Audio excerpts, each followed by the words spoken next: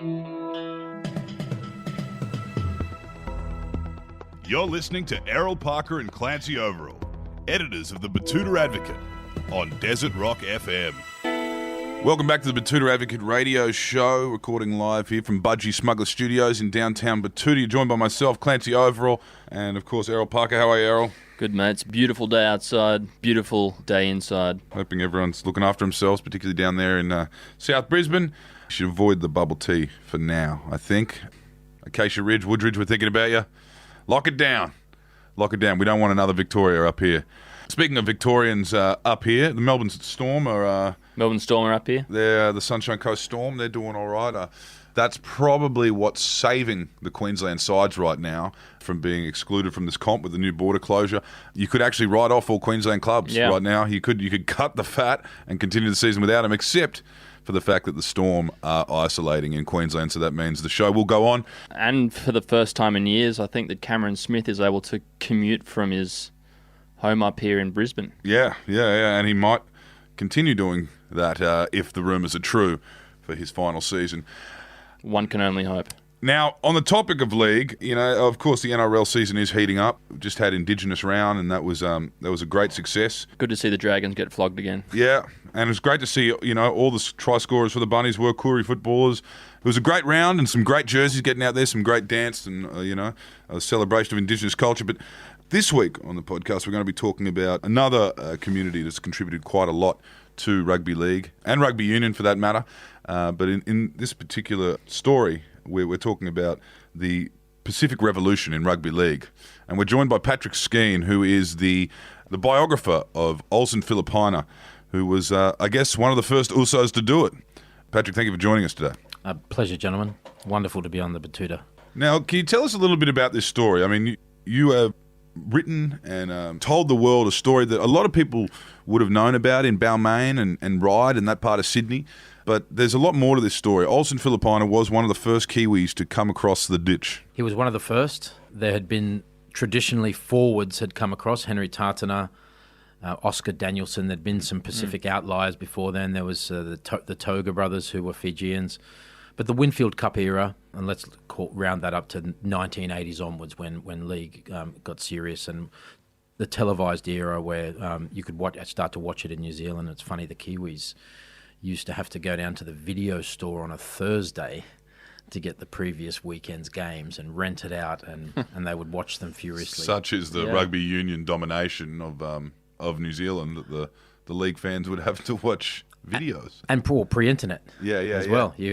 So you really had to, and rugby league weeks would cost you $15 back in the day, which is $30 or $40 now. Wow. So and New Zealand was always just a colony. The provinces of Australia, I can't say any of us would have known a Fox Memorial Cup team. Yeah. Yet it was huge in New Zealand. They used to get crowds 7,000 or 8,000 on big days. So we've had this bubbling colony off the coast that we gave no respect to. We acknowledged some hard forwards that could come in, and that's all we acknowledged, because there was this terrifying period of international rugby league between 71 and 83 where New Zealand effectively lost 14 in a row, and it was a bit like the All Blacks and the Wallabies. Yeah. Just in reverse, and look at the power differential now. New Zealand's calling the shots. Well, Australia did that in rugby league. Olsen was the first big time. There was Lloyd Martin, who was a Maori, and there was the Sorensen brothers, half Danish, half Tongan. What a potent mix! The Vikings of the Pacific and the Vikings of the Atlantic together. There was lots of Danes there. I mean, of course, the great leader of Queensland, Sergio Bianchi-Peterson, he was half Danish, half Kiwi. So Olsen Filipaina was a Māori Samoan, born and raised in South Auckland. Not born, but raised in South Auckland, in one of those 10 suburbs where rugby league is dominant. He was born, funnily enough, in another rugby league heartland, which is Northland. Yeah. And Northland are the Ngāpuhi people. The Ngāpuhi people are a really incredible group of people in history. They brought the British Army to its knees in the Northern Wars, thrashed them convincingly through strategy and these unique forts where they invented trench warfare, they invented bunkers for bombs, and the British brought in their cannons and gave them 3 days of pepper, and then humiliated them, There's still 114 Brits lying in the graves up there in Ohio way. So he comes from this unbelievable fighting tribe. They're also great traders, and they were the sweet potato farmers. So it's the sweet potato capital up north. That's where the climate's nice for sweet potato. Yam country. But he was brought up Ngāpuhi. So I did read in the book you wrote, they were the first to sign the treaty, and then they were the first to start killing people when the treaty was broken. yeah, they are not a group you mess with, and they were the first to get muskets, and they went down south and ran amok, and they were feared right throughout the North Island, and they decided to make the move to Auckland. That's where the money was. I've been up there to Olsen's marae, his temple as such, and it's unbelievably beautiful country, and he's been reconnecting, because when they got down to Auckland, they were basically had their Maori history scrubbed. Yeah. Because the Ngāpuhi are branded as headhunters and cannibals, and all the negatives are in that sort of inter-Maori sledging. That's the one they cop for their sins. So he was scrubbed of that. So I went back with Olsen, and we met the leading Ngāpuhi storyteller, and we had 4 hours on the couch where he just gave them the whole stories, and it was a very emotional time for Olsen. And he's learning, but his father came across when he was 10 years old on a scholarship from Samoa, stayed for 2 years of school in Auckland, and just headed up north. There used to be itinerant Samoan gangs that did brush cutting and fencing that would move around. Timber loppers. Kauri gum, which is used to make floor polish. They used to dig these kauri gum blocks. And he met his mother up there in one of these gangs, and he learnt Māori, so he used to be able to talk his Samoan father, and he used to box in his spare time once he got to 18 for cash as well. And they met up there, had a couple of sons, and then they came down. And the story of coming to Auckland and the big capital cities is one of the big stories of New Zealand's history, where in poverty out on the marae, they decided to come in to the cities and realised that the real money was reserved for people that had university educations, and got caught in the trap of just being considered good for menial labour. And you combine that with the other great phenomena, which is the importation of Samoan and Tongan and other Polynesian labour to do all that factory work. Once the New Zealanders hit the middle class, they didn't want to do the road work and clean the toilets. So they brought in, it's the classic story of bringing a group in when there's an oversupply of work, and then turning on them once the work dries up, and you see, the last in tend to cop it the most. So those two shaping forces, and Olsen has both those historic pieces of history in his DNA. So he's formed by both of those, but it all lands, and the story all starts with South Auckland, which was a suburb that was designed to house these blue collar workers. One thing I've learnt in my research is if you lose identity and culture, it's a very, very dangerous thing, and it creates a vacuum that other things can walk into. And a lot of those Samoans that came down and Maori that came down, disconnected from their Maori and Samoan culture, weren't picked up or made to feel welcome by the new culture, and got caught in that dangerous no man's land. One thing that rugby league, and it has done in Australia too, provides people in those kind of positions is even if it's a makeshift community that you can put together. And I guess that was what was happening in Mangere East, the club that Olsen became a bit of an icon at. Even as a teenager, he became a household name across that area. Is that where rugby league kind of fit into the picture, or was that something that was just always going to happen anyway? Rugby league, because of its family positioning, has been perfect for the Polynesian community, because it's a community that is all about the extended family, the wealth is shared. So trade unions, rugby league were very powerful offerings, and rugby league was often the first thing that a Samoan community member had voluntarily joined. You joined the school, whatever, but you still may not be feeling New Zealand, and then you get to volunteer and work the canteen, and the things that have made Australia great worked out there. I was told by a few guys that it was the only place outside church that they didn't have Samoan community centres there. The rugby league clubhouse was the only place they could pull out the guitar and be themselves. And you're always grateful to wherever you can show your personality and you're not cramped and trying to be something else, and after a game, because it was the sport of the breweries, the warehouses, the wharves, the meat works, and when the Maori came in, they were working alongside the white working class, and rugby league was the sport of the white working class almost exclusively. There's no middle class real representation in New Zealand until the Warriors came on and the NRL Showtime, first pro team in New Zealand, and it was quite a glamorous launch. So they launched into the middle class then, but back then it was just hard working class, humble, quiet men, and the Pacific a very good matchup for that. They just became best mates because they're working next to each other. And it's like, hey, I can do with a 115 kilo prop on my team as well. And it was a natural fit for everyone. So how much, just for the listeners at home, how much could a player in South Auckland expect to earn each game? Some players, it was all for a case of beer. Some players, if you were poached, you might get $50 a win, $100 a win. I remember there's a story in the book about the Auckland rep team who completed the Grand Slam in 1977 of defeating Australia, England, and France for provincial in consecutive weeks. And at half time against the Aussies, the sponsor came down and said, "There's $500 in it for you guys, if you can hold on for the second half," and they reckon it was an amount of money that made the 15 guys go giddy, and they were running around like they were seized with fever for the second half to hold the Aussies out. So, can you tell us a little bit about the Mad Butcher? Like, this is an identity. He's a household name in New Zealand. Australians don't know about this man, but he's basically the Russell Crowe or the Nick Politis of New Zealand when it comes to propping up and rugby league contributions to rugby league. It's the Mad Butcher, aka Sir Peter Leach, is a rugby league story, the essence of rugby league. He was a gravedigger from Wellington, left school at 15, came up to Auckland, decided to get into the meat business, opened his very first butcher shop in Mangere East in the heart of Pacific South Auckland, just by coincidence. Sees Olsen is a star for the Mangere East Hawk youth, and starts paying for all his boots, his gear, his travel for reps, just becoming a personal sponsor from Olsen from a very young age.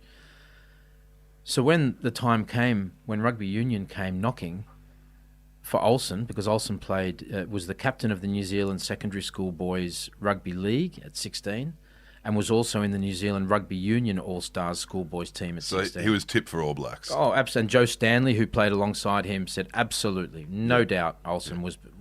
His high school, Otahu College, came down and said, you've got to make the choice. And because the Mad Butcher had been supplying meat for the Filipaina family functions, which are often 50 people in extended family, all coming down to eat meat...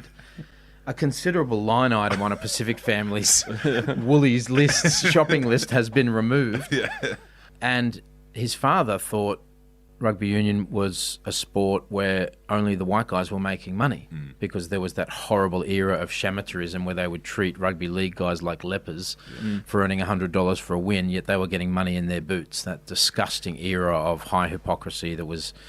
ended in 1995. Again, rugby union spooked by rugby league, jumping at shadows of Super League and professionalised.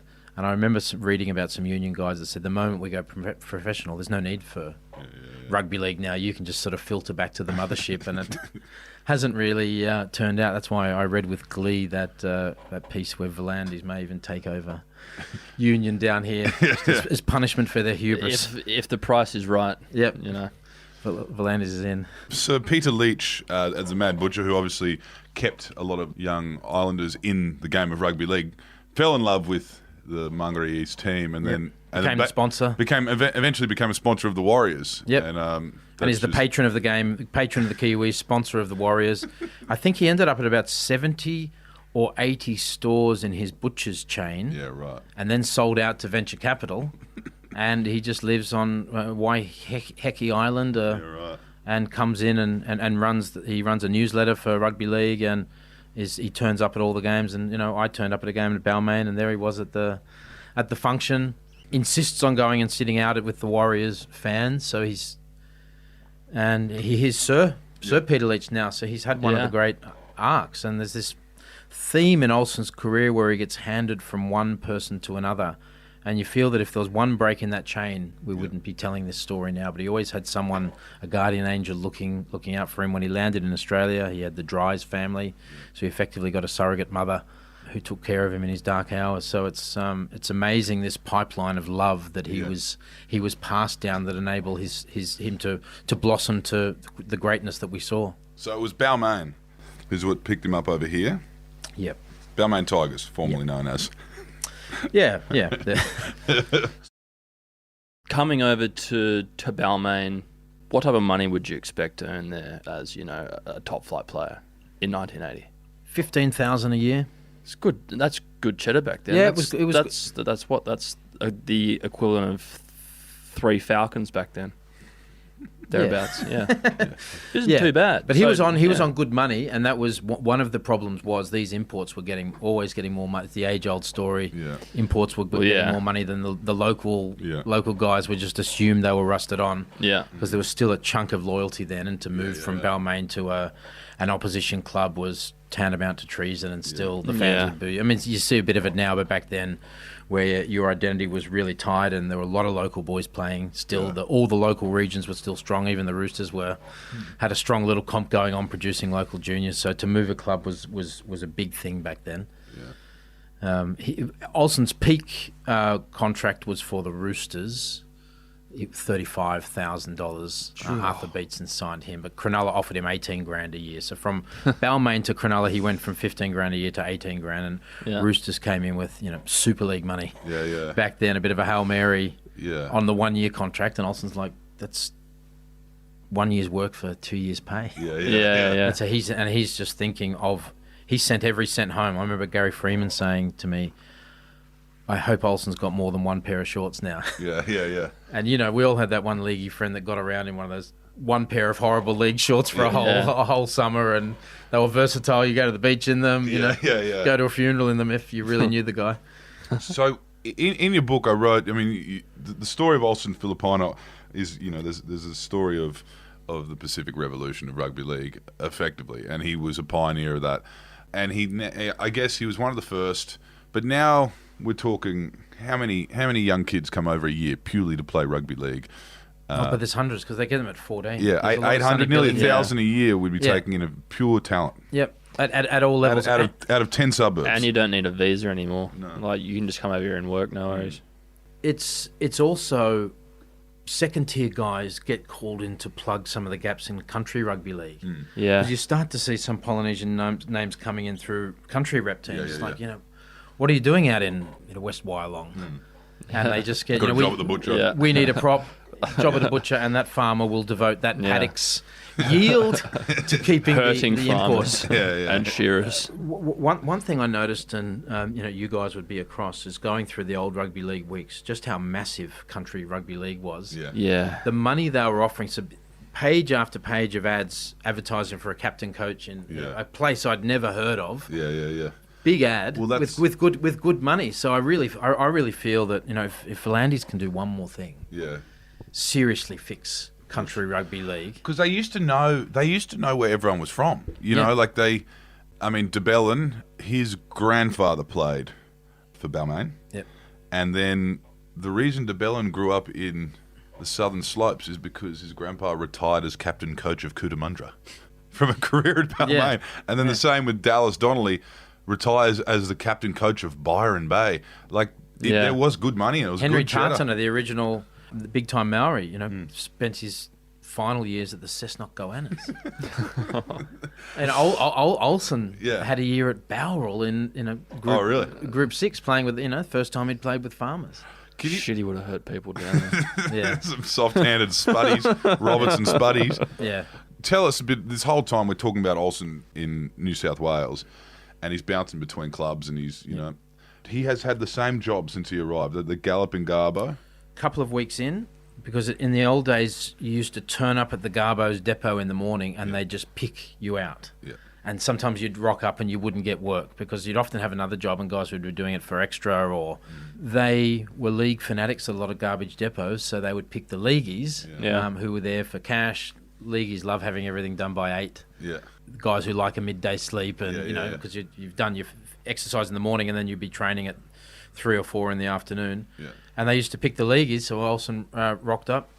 It's interesting. Mungry East Hawks, Olsen's South Auckland club, signed a sister club relationship with the Right Eastwood Hawks, and they used to play each other every year. And that beautiful cross Tasman cooperation. And so when Olsen came here, Only one club had pokies, though. Yeah, it's only one. Yeah, whoever had the pokies. That's a good friend to have. Well, look at.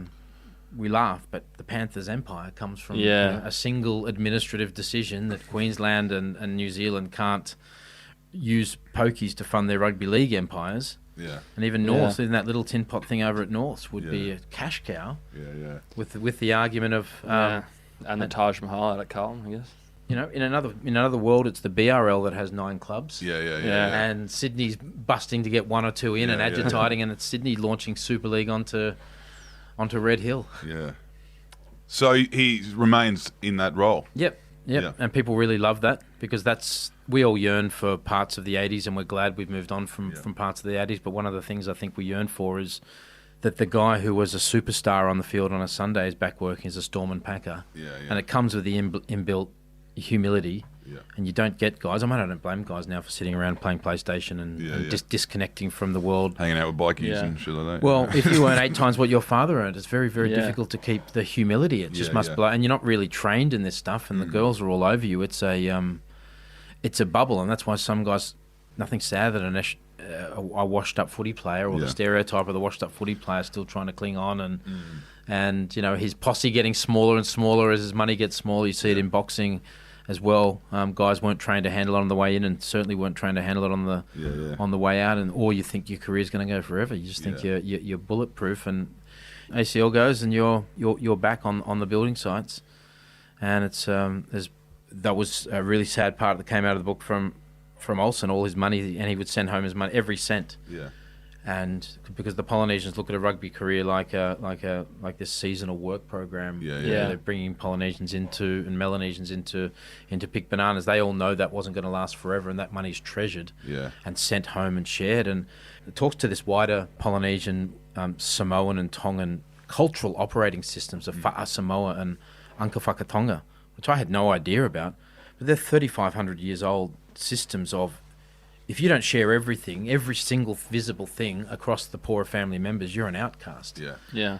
And they're always saying everyone's going to have their season of abundance. And that's why it flattens out. Yeah. And if you don't do that, and there's massive, massive things go on between player agents and parents, where the player agent's saying, we want to put 100 into property development where you're going to make money, and they're distributed all back out.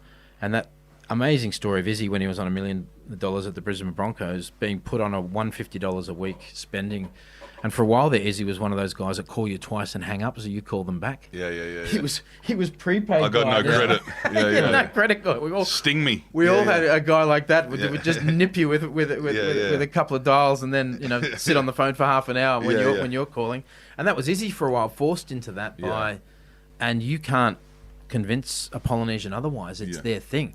And I see a bit of reverse colonisation because we're all feeling a bit during COVID. We've got to take care of the weak. And I think the two communities are learning from each other in a real beautiful way, in a way rugby league, because rugby league really flattens you out. Yeah. The guy next to you is like war. If he's weak or there's a hole there, everyone plunges in on that hole. And, if you're weak in the middle or you're weak outside. And I think it builds a solidarity. Yeah. It's so accountable. Like, I remember playing union, and I could hide in that. I could bark a lot of orders and pull off a few tackles and win man of the match. It's like in league, it was like balls the man in of the your match hands and you're running forward. It's a cold. Now it's meters and tackles made. It's a really honest, brutal, accountable sport, which a lot of people love. Yeah. So do you think that's part of the reason why a lot of the outsiders, who weren't really familiar with how these kind of ancient customs work, is that kind of how he might have seemed to be like a bit of an enigma to to coaches and critics, where they couldn't really understand why he was doing this? On that one, I've landed on the cultural collision. Yeah. Australia is built on the egalitarian principles of everybody. You try and push in on a taxi queue, an ATM line, a beer line at the footy. At an airport, try and create a little sideline and see what happens. COVID test. Don't push in on that one. Even in, we all have daily bouts of road rage of someone that sneaks up the side lane and just works their way in. The greatest thing about Australia is that egalitarian fair go where, they tried to bring in we forget, they tried to bring in the peerage system here. You get, at the end of that, you get Frank Stanton, who just by 70 years of cultural homogeneity in Australia, so you've got no idea how to manage difference. Everyone gets treated the same as a national character element that no one can shake, and only someone of the life experience of Jack Gibson, who actually realised by doing so many different things in his life, from bouncer to opening bowler, cricketer, just a whole range of things, great player, one of those really students of life characters. He understood personalised man management early. Yeah. No one else did. Wayne Bennett's got that as the ex-copper, Bellamy's got it now just by, I don't know exactly how Bellamy got to where he understands instinctively to draft that both Raiders the Bromwich. team, all these blokes from all different parts of Australia, that Raiders era. But can you tell us a little bit, in your book, you say if a coach nowadays can't bring the best out of their Polynesian talent, they're out of a job.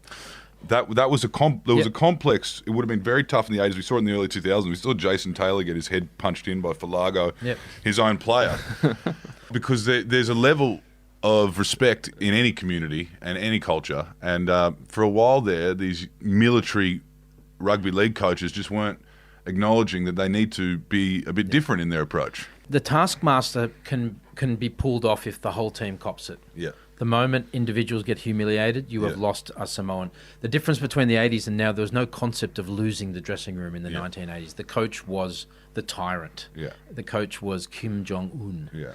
If the coach didn't like a journalist, that journalist did not get near the team. Yeah. They sat as the central seer of quotes that went out to the media. They were... And they probably were father figures to a lot of... legitimately father figures to a lot of the guys playing. The ones that were got great success. But Frank, Graham Lowe said there's more to a player than the guy that rocks up in a tracksuit in the car park. And that's the way it was. They didn't really care about... They cared that you were there on Tuesday, Thursday. That's when they had you for, because it's semi-pro. Yeah. You didn't have this immersion you have with the players where now that you have to be a father figure. Yeah. But the cultural collision of this egalitarian one-size-fits-all coaching style with Olsen, Olsen's effectively a mummy's boy, as a lot of Polynesian boys are, and I don't say that in a negative way, but because the fathers were such harsh disciplinarians under this Samoan code of conduct where they would brutally discipline their child, the children have to do chores relentlessly. Yeah. We whinge about a bit of washing up. Yeah. But you go to Samoa or you go to South Auckland, all you see is Polynesian, kids, 280-pound props out sweeping the leaves because that's it. You do the chores. You are blindly respectful to parents. You never ever question elders. And Fred Arcoy, who is like Olsen, a wizard who played for Norse for 3 years, and they just tried to blunt him. He said we're very easy to drop. Yeah. So what is in one hand very coachable is you don't get the smart ass comments back. Yeah. But he said if you're going to drop two people, always drop the Polynesian. He's not even going to look in the eye. He's just going to look down at the floor, and they can never ever question their elders. Nigel Vangana was one of the first guys who stood up where he said to Jason Taylor, I'm not going to talk to you unless you get my name right. Yeah. Because his name is very, can be manipulated a lot of different ways. Yeah. Vangana, it's a very simple one to take in a lewd direction. And that was a big moment. And Brad Walter told me about that. He said that when he's been watching this change in Polynesian culture, and that was a real touchstone moment. Yeah. But I've tried to tell for this book the story of the Pacific phenomena through Olsen because they... will be at 60% at some stage. Yeah. This is still rugby league. Of the playing group. And this is not the coaching group, not the commentating group. But that will come in time. Yeah. In the NFL, they had this exact same problem. Yeah. Massive over-representation, 15% are African-Americans in America, 60 to 65, 70%, same as the NBA. Yeah. But they brought in the Rooney Rule in America, and that means whenever there's a head coach advertised in the NFL, one of the three candidates has to be of colour. They've got 5 coaches in there who are in basketball now. It's very normal to see an Isaiah Thomas coaching or an African American coach alongside the white guys. So it's right now, and that comes back to Olsen. Olsen was the first one to come in that was playing in a brains position. wingers and centres, but it was always the point guard in basketball can only be a white guy. The quarterback can only be a white guy because the playbook was as thick.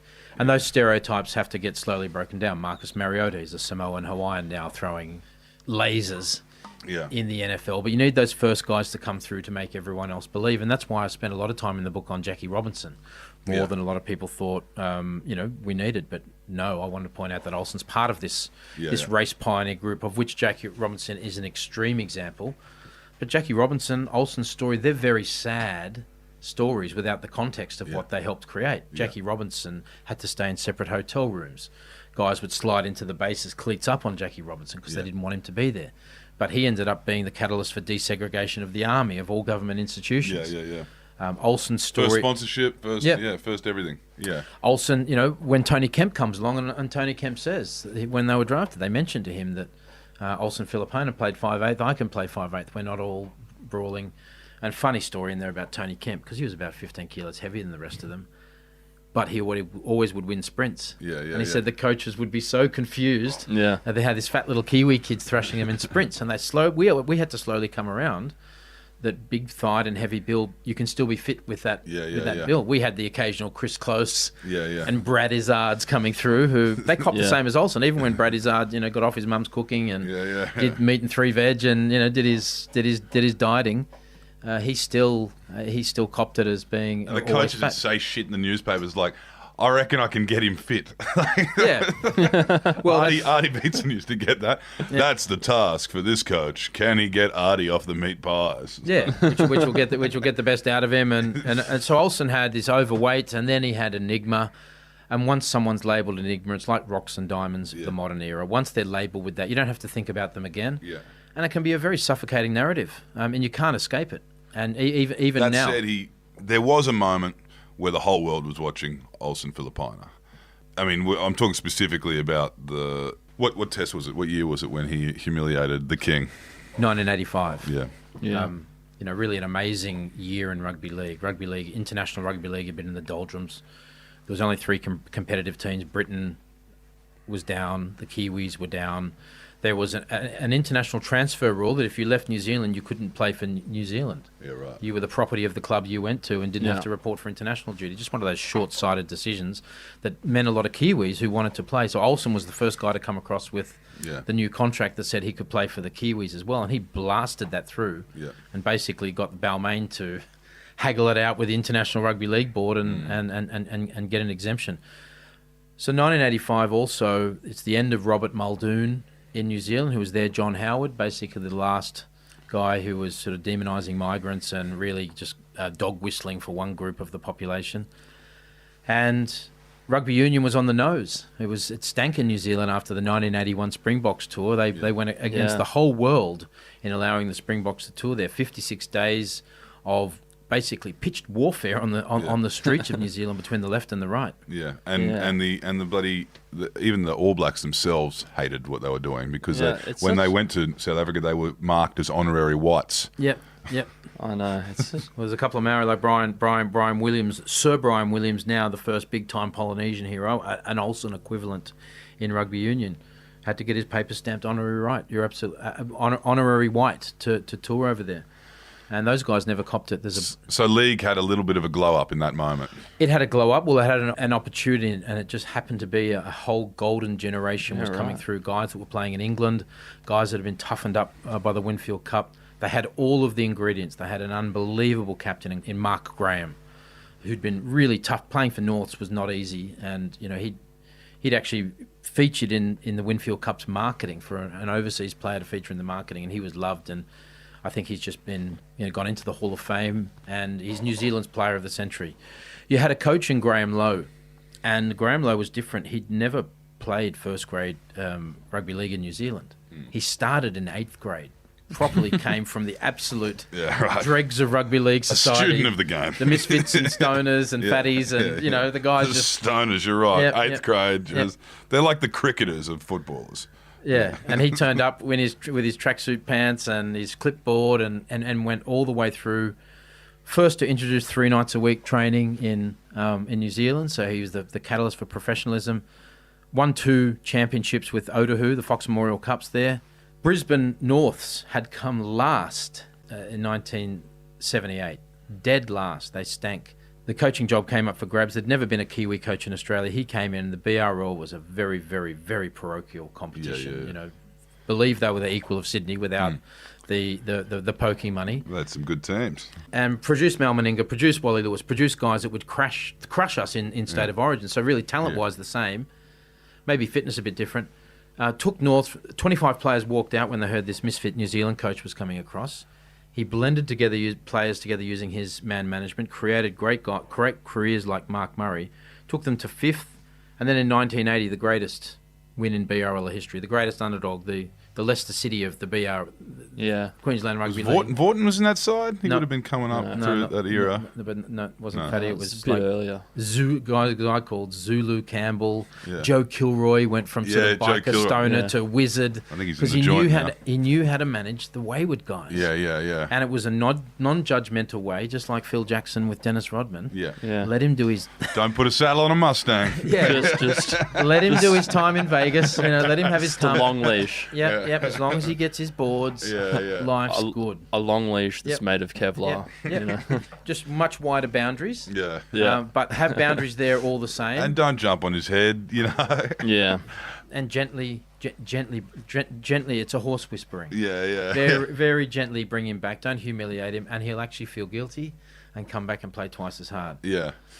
And in that moment in time, 1985, in Brisbane, Olsen outplayed Wally for 80 minutes. Unbelievable. So Olsen's picked from reserve grade in Eastern Suburbs.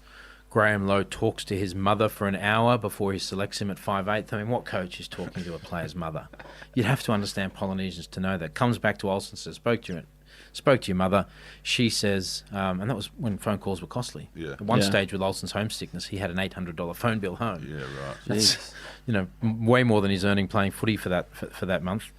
So he comes into Olsen and says, I spoke to your mum, and she said, if you don't get over Wally, she thinks she's seen you at your best. She thinks you've got Wally, you're bigger than him, you've got more skills than him, and she'll give you a clip here if you don't. Olsen fires up. So you got Olsen in the centre of the park, attacking Australia's nerve centre, Wally Lewis. No one expected the attack to come from there. It's the old, attack them in the strongest part of the line. You've got Kevin Tamati. So you've got Olsen, the skill guy in the middle, and you've got Kevin Tamati, rugby league's absolute junkyard dog, the guy Wally Lewis said is the toughest player ever, who said, I'm going to stop Australian racism right here. This series, it stops. Because he'd been racially vilified in a previous series in 1982, and he said it stops here. And he said that all the lip stops. We're going to get respect now. We're not just they think we're not tough. Yeah. And in one of the matches, it was either the 82, 83 or 85 tour, New Zealand had played Queensland without their imports and got done 40-12. And it was like, whoa. So there was this low water mark of respect in Australia for New Zealand. And there's a homecoming too. We've got the boys are finally allowed to put on that jersey. So you've got Wally, you've got, and this pride in the Kiwi jersey is this amazing thing. You see it in the All Blacks now. So you've got Wally. The week after the Brisbane Test, about to be crowned the first ever Adidas Golden Boot International Rugby League Player of the Year. He has won for Wynnum Manly. He has won for Queensland. He has won for Australia. 3-0 against Great Britain. He's won everything. They've won the midweek Amco Cup for Brisbane. Yeah. Every single trophy. He is the lord of all creation. And I think Brett Kenny should absolutely be an immortal. And the fact that Wally was over Brett Kenny more. And Brett Kenny gave him a lot of trouble, but that says, for me, more than anything about where Wally sits against Andrew Johns or whatever, the fact that he was able to outplay Brett Kenny for me says, and be captain at the same time. You've got to factor that in. So all these ingredients go into the pot. And you watch Olsen, he looks like he's giving Wally stink eye before. Yeah. It's like he's realised my back is to the wall now, and there comes a time when a man has to, so you've got this great historical drama with Wally and Olsen, the two best players of their countries of a generation, one not allowed to shine in Sydney, and it's so richly peopled with characters, that series. Graham Lowe and Terry Fernley. New South Wales coach and Australian coach. They had to come in with the Fernley rule after that to stop that. Because after the second test, which Australia won sorry to jump ahead to the second test, but Australia won the second test, but Terry Fearnley still made four changes and moved 4 Queenslanders out of the first starting 13, and it started a war. And Graham Lowe said, I knew if I could exploit the gap between the New South Wales-Queensland rivalry, if I could drive a wedge between them, that's a great strategy. And it's one of the great, if you look at the underdog strategy as a science, that's one of them. Divide them into 2 digestible pieces to deal with. And it had been threatening to brew, and that's what Super League War was. It bubbled up again. It was Queensland getting left out of things, or feeling they were. Same thing happens in a federal election, mate. Which the Labor Party keeps learning. Except the last one, Yes, Albo. The constituents of Grayndler and the constituents of Queensland, the only Venn diagram they share is oxygen breathing. So I'm a Jim Chalmers man. If we want to win. If we want to keep projecting our exciting micro issues onto people, then and losing, that's fine. But he's from the engine room of Queensland down there. We need a Logan Prime Minister right now. There was a time when you needed to win Melbourne over. When Melbourne was the swing state, as they call it, then Albo made perfect sense. It's not whether you're a good bloke or not, Albo. But Marrickville sounds a lot like, it's very Longman Convoy. Well, and Queensland will rear their head. And I guess that is an interesting thing about Wally and Olsen's rivalry, in that they were both ignored by New South Wales. They were both ignored and probably outsiders. They were put down, and it's no coincidence that New Zealanders love Queensland, that Papua New Guineans love Queensland, because they are the outsiders. And Victorians love Queensland. Victorians love Queensland. Really is Australia's Florida. And the only coach ever to be allowed into the inner sanctum of Queensland Rugby League origin was Graham Lowe. They let a Kiwi in. They would never, ever let a New South Welshman in. And I remember the comments coming out of Queensland were, we owe Graham Lowe more than we could ever repay him. And that is for me, they say, who's the greatest coach? All right, Bellamy, one club forever. That's great. For me, do you have a transportable set of man management skills that can work anywhere? Now, he's worked in working class New Zealand. Graham Lowe, he turned Wigan in. When we think of powerhouses, who's the Man United of English rugby league? Wigan. He started that whole thing, fed it into Moni. Moni took it onwards. Brisbane Rugby League, another. Let's not say Sydney's better than anywhere else. Let's just say they got pokies for the moment, because Origin, for me, proved that, and New Zealand, when it's been able to get its act together. And in Brisbane, he won a competition as well. And in Manly, he was on his way here before he had 2 life-threatening operations and had to call it off. But you talk to Ian Roberts, you talk to Cliff Lyons. Superhero. Loved by all. So I think he puts his hand up with a few others on being the greatest coach of all time, proven in multiple cultural conditions as well. So Olsen and Wally squashed the beef the other night, actually, on the Matty John show. But that was a thing. Wally, and it was a bit ordinary, but Wally couldn't shake his hand after that match. I've done a lot of digging around this, and I've made my peace with it. So after the first test, so Wally gets crowned, the week after the greatest player in rugby league, and he's been humiliated in this game by a reserve grade Garbo who came from nowhere. He'd been a very good player on the international stage, but he'd played centre before. He hadn't been on Wally, and what a masterstroke to move him to 5'8" to show his full range of skills. So normally after the game, the players all get to have a beer. Hey, I coat hangered you, ha ha ha. Hail fellow, well met. We're part of this international thing. Let's go out on the Terps somewhere. Life's good. Let's go get Olsen blind at the regatta. Olsen says he. Olsen says he. The stocky. It would have been in Fortitude Valley back then. And Olsen says he went to shake Wally's hand. Wally brushed him, and Olsen said, "Right, there's something." Captain Cook wrote about it. There's something in the Māori disposition, which they are your very best friend or they're your very worst nightmare. He said, you don't wrong the Māori, and you see it. They learned it with the Ngāpuhi. You muck around with the Treaty of Waitangi. These guys will go you. It's this either unbelievable hospitality, it's reciprocity of hospitality, or reciprocity of fire and anger. And there is an unbelievable movie called Utu. And Utu is this concept, and Quentin Tarantino called it the greatest ever New Zealand movie. It's actually free on YouTube at the moment. It's about a guy, a Maori who joins the British Army, gets betrayed and just turns Mad Max on them, and it's a great movie. And Olsen has that side of him where if it's triggered or if he's humiliated, and he just raised the black flag on Wally Lewis. And I spoke to Greg Florimo from North. He said, yeah, Wally brushed me after a game as well. And I spoke to Wally and he said, yeah, after a game I had the shits. If ever I lost, the last person I want to talk to is the guy. was the guy. And we saw it in Michael Jordan. These yeah. absolute champion guys who are almost guaranteed to deliver you victory if they're on your team. Yeah. Like that Scott Burrell. Yeah. All right, he's got some rings. Yeah. But he got bullied by Jordan by any stretch of the imagination. So if you want to be on Wally's not going to talk to you. Yeah. And we saw it with Isaiah Thomas. You know, he didn't want to talk, shake hands. He wanted to do it. There are some guys that are like that. And Graham Lowe is in a unique position of having coached Wally for Queensland and having coached Olsen for Kiwis. And he says he fully understands. Wally was the most competitive guy he'd ever met like that. And he would drag everyone up to his level. Yeah. And he was a general like that. The best guy, because you only had to tell him anything once. Yeah. Similar to Olsen, very shy, Wally as well. Yeah. Wally says it's in his biography, a shy guy and a free spirit. When you look at Wally playing 1978, 99, he was a chip and chase man. Yeah. From his own half. And it was only the Sydney Robots, led by Warren Ryan, who worked out this sludge ball version of defence-oriented football. Why? Because they had the pokies and they didn't have to rely on the entertaining football for the turnstiles. Yeah. So Warren Ryan was good for the game, bad for the game. I'm a Dogs fan. I'll take the two. Yeah. Premierships he's still punching blokes down in fucking Maroubra, isn't he? Warren Ryan. Yeah. And he's trapped in another time and place as well. And I've made peace on judging those guys because what else could they be coming out of a race-based immigration policy? Yeah, exactly. You're going to have a superiority complex. Yet there were some people that didn't, and that's the joy of rugby league. It's boxing's the same. Boxing was the first to draw the colour line in Australia because you're both the same weight.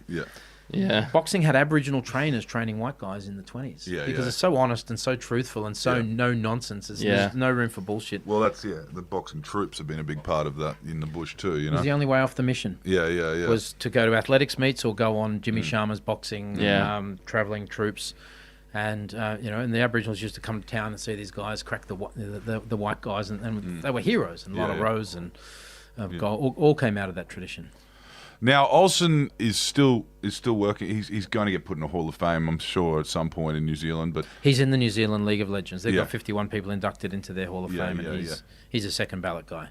I don't think he's going to be in the NRL Hall of Fame unless the PC stuff goes mad. Because like Frank Fisher would be in the NRL Hall of Fame because he was Kathy Freeman's grandfather was an unbelievable rugby league player for Wide Bay and in Queensland, but. Was never picked for any rep sides, and the British tried to get him to go play there, and they stopped him because of the Aboriginal Act. So I don't think you can pick on potential or what could have been. That opens up a can of worms at an unbelievable level.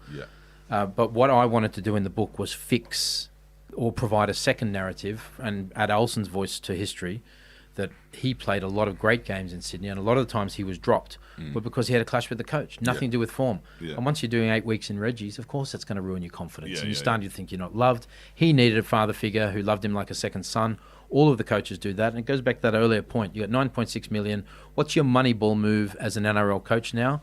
If you don't get the best out of 50% of your playing stock, you're not going to win. Absolute point blank. The Moneyball move is get the best out of your poly guys and your Māori guys and your Aboriginal guys, who are majority of playing groups. If you add them all together, they're 60% of the elite. Get the best out of those guys, you're going to win. And they love Trent. The Polynesian guys love Trent Robinson. They love Bellamy.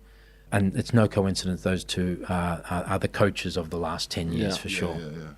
Well, Olsen Filipaina, it's a great story. Could have very well been an immortal playing under some of these coaches in this era, but there's been plenty more like him that have come over since. And Pacific Pioneer, that is in your new book, The Big O. Patrick Skene, thank you for joining us today. Honoured to bear witness for Olsen Filipaina, the Galloping Garbo and Pacific Revolution pioneer. What an honour. What a great yarn.